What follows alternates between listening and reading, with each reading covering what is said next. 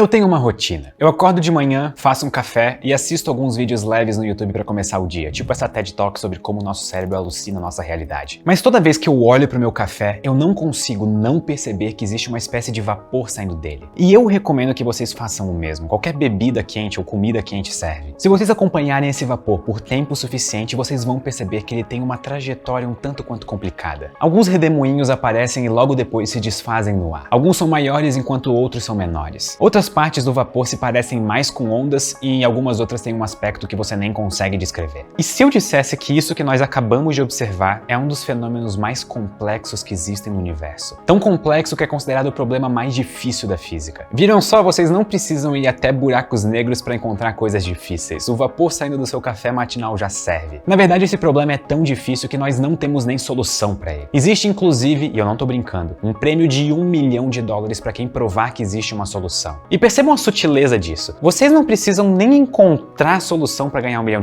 Vocês só precisam mostrar que ela existe. Tudo bem, mas vamos com calma, eu acho que eu tô me adiantando muito aqui. Vamos voltar alguns passos. Esse vídeo sobre a equação mais difícil da física está sendo feito em parceria com a Uniaselv, que é referência em graduação EAD, para você mandar bem no Enseja. Mas primeiro, eu preciso refrescar algumas coisas nas nossas cabeças sobre o conceito de fluidos. Fluido é tudo aquilo que escoa ou que flui. A água, o ar, tinta, óleo e, em certas ocasiões, até partículas como poeira ou areia podem ser tratados como fluidos. Então, quando você abre o chuveiro para tomar o seu banho, você está observando a água fluir do chuveiro até o chão. Ou quando você acaba queimando alguma coisa no fogão, você observa a fumaça que sai fluindo da panela para o ar e toda a gloriosidade dessa cena. Ou até mesmo o exemplo que eu dei no início do vídeo, da xícara de café com o vapor saindo de dentro dela. Todos esses são exemplos de como fluidos são partes importantes do nosso dia a dia. E fluidos têm algumas características interessantes. Por exemplo, eles são viscosos, ou seja, eles têm uma espécie de resistência à deformação. Por exemplo, é muito mais fácil de você escoar água através de uma mesa do que escoar mel. É como se o mel oferecesse uma resistência maior à força que você aplica do que a água. E cada fluido tem uma viscosidade, só que existem alguns fluidos em que essa viscosidade muda conforme você move ele ou deixa algo dentro dele. E esses são os fluidos não newtonianos. E um exemplo disso é o sangue. A viscosidade do sangue muda dependendo de como ou quanto você mexe ele. E o mesmo acontece com ketchup. É por isso que a gente bate na embalagem para ver se ele sai mais rápido. Porque com a batida a gente causa um maior estresse nele e a viscosidade diminui. Vivendo e aprendendo. Podem falar isso na mesa da janta da próxima vez para impressionar todo mundo. A viscosidade é uma das propriedades mais importantes dos fluidos porque ela nos diz como um fluido se move e quanto que ele pode se mover. Mas outras propriedades dos fluidos são densidade e a pressão. A densidade é basicamente quanta massa eu tenho dentro de um mesmo volume. Quanto mais massa compactada, maior é a densidade. Só que até aqui nós estamos falando de propriedades que os fluidos possuem mesmo quando estão parados. Mas esse geralmente não é o caso na vida real. As coisas na vida real se movem. E isso pode ser triste, mas é verdade. Por exemplo, em um rio a água está constantemente escoando de um ponto até o outro. E se nós fôssemos colocar um medidor de velocidade em cada ponto do rio, nós veríamos que cada um deles tem uma velocidade. E ela pode ser a mesma para todos os pontos, ou ela pode ser diferente para cada um. Isso significaria que a água corre mais rápido em algumas partes do rio do que em outras. Mas agora vamos começar a ir mais fundo, perdão pelo trocadilho. Medindo as velocidades em todos os pontos, nós podemos adicionar um vetor de velocidade para cada um desses pontos. E isso nos permite encontrar uma espécie de mapa de velocidades. E isso tem um nome, campo vetorial. Esse campo vetorial é composto por flechas que nos dizem a direção da velocidade, ou seja, para onde a água do rio está indo, e o próprio tamanho da flecha nos diz o quão rápido ou devagar a água está fluindo naquele ponto. É realmente um mapa que nos diz sobre o movimento daquele fluido. E esse mapa pode variar com o tempo. E é aí que a coisa começa a ficar legal. E é muito interessante para nós descrevermos o movimento de um fluido. E mais do que isso, prever o movimento dele. Essa é basicamente a ideia por trás da física. Você joga uma bola para cima e, sabendo a velocidade inicial, a aceleração da gravidade e a altura que você lançou, você é capaz de usar as equações da física para descrever perfeitamente a trajetória que a bola vai fazer. E usar as equações da física para descrever alguma coisa e fazer previsões é algo que vai desde arremessar uma bola até descrever o movimento de planetas, fazer partículas colidirem uma nas outras ou prever o colapso de um buraco negro. Então é natural desejarmos fazer o mesmo com fluidos. E de verdade, eu sei que parece muito mais fácil descrever como a água da sua torneira vai sair do que, sei lá, descrever uma estrela se colapsando em um buraco negro. E é aqui que nós nos enganamos bastante, por sinal. Descrever fluidos é uma das coisas mais difíceis da física e até hoje nós não temos uma solução completa para as equações que regem o movimento dos os fluidos. Na verdade, nós nem sabemos se elas existem. As equações que descrevem o movimento de fluidos são chamadas de equações de Navier-Stokes, e elas foram introduzidas no século XIX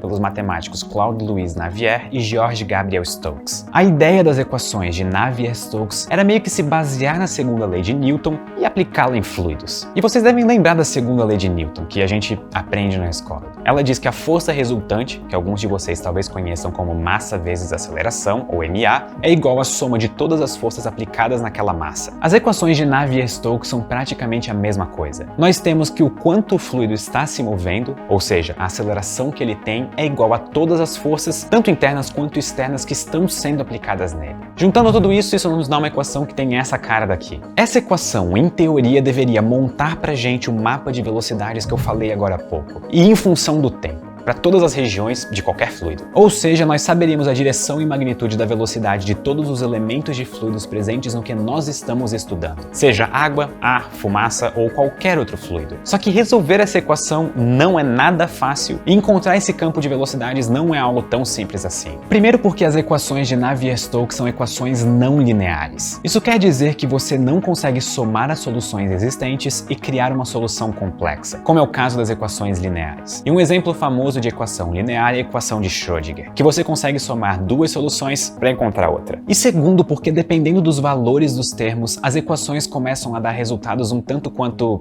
não físicos, podendo chegar até valores infinitos. E nós sabemos que, bom, o universo não gosta muito assim de coisas infinitas. Um exemplo disso é a energia cinética de um fluido quando descrita pela equação de Navier-Stokes. Nós sabemos que a energia se conserva, mas quando você analisa um fluido turbulento, a energia pode explodir para valores infinitos. E isso é impossível na prática. Mas esses valores são associados a algo físico, chamado de turbulência. E sim, é a mesma turbulência que você ouve falar quando viaja de avião. E entender turbulência talvez seja o problema mais difícil da história. Ela foi até considerada pelo físico Richard Feynman como o problema mais importante ainda não resolvido da física clássica. É tão complexo que nós nem sabemos exatamente o que é turbulência ou como ela funciona. Então você consegue imaginar que prever ela e ter uma equação para descrevê-la está bem longe da realidade. E só uma rápida curiosidade, talvez vocês já viram vídeos de testes de túneis de vento, com carros de Fórmula 1, aviões ou qualquer outra coisa. Esses testes são feitos não porque os túneis de vento são o melhor que nós temos de tecnologia, e sim é porque nós literalmente não temos uma equação para modelar a turbulência, então a gente precisa literalmente testar a turbulência vendo ela.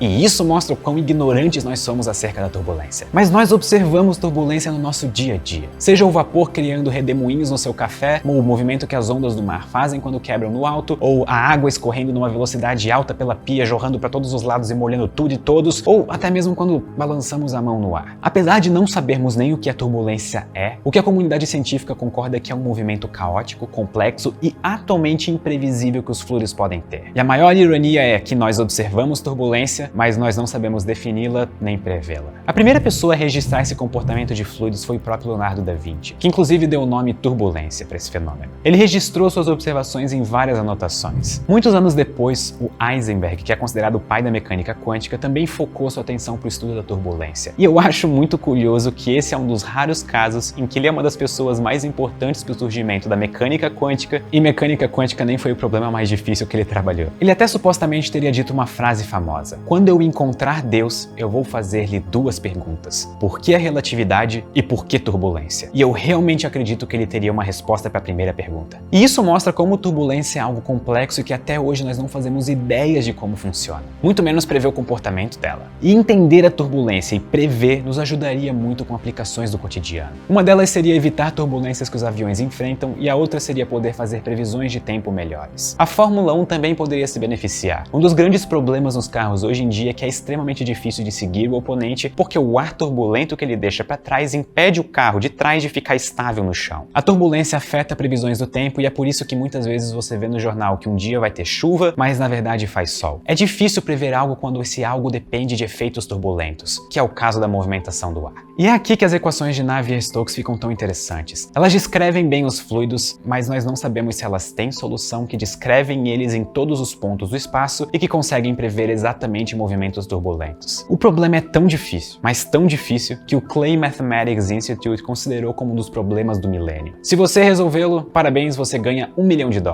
Mas para isso você precisa provar que uma solução existe, sem usar aproximações, e essa solução tem que valer para todos os pontos do espaço. Além disso, a solução tem que ser suave. Isso significa que se você muda um pouquinho as condições iniciais, poucas mudanças podem acontecer no resultado. Nada de explosões de energia cinética para o infinito. E lembrando que você precisa apenas provar que a solução existe. Você não precisa encontrar ela, porque encontrar a solução já são outros 500. Mas é importante ressaltar que algumas soluções para casos muito específicos já existem. Mas a solução geral ainda permanece um mistério. Uma solução que consiga descrever desde o vapor do seu café até as ondas do mar, da mesma forma que a força gravitacional de Newton explica desde uma bola caindo no chão até o movimento dos planetas ao redor do Sol. E eu acho esse problema particularmente interessante porque ele mostra como a nossa busca por conhecimento ao longo da história acontece por partes e não como um todo. É um erro comum nós acharmos que nós resolvemos tudo da física clássica antes de desenvolvermos a física moderna, mas o problema de turbulência está aí há 300 anos para nos mostrar o contrário. Adquirir conhecimento e solucionar os mistérios do universo ao nosso redor é difícil. E é por isso que tantas pessoas se sentem com até certo medo disso. Mas sempre que você resolve um pequeno pedaço, a sensação é maravilhosa. Será que nós estaremos vivos quando finalmente encontrarem a solução para esse problema de mais de 300 anos? Me digam o que vocês acham nos comentários. E eu espero que com esse vídeo feito em parceria com a Uniaselv, a ideia de fluidos, densidade, pressão, viscosidade e velocidade tenham ficado mais fáceis. E isso vai ser extremamente importante para qualquer um de vocês que fizeram o Enseja. Então não se esqueçam de se inscrever no canal porque eu e a Uniaselv temos mais alguns vídeos que nem esse saindo na próxima semana. Muito obrigado e até a próxima!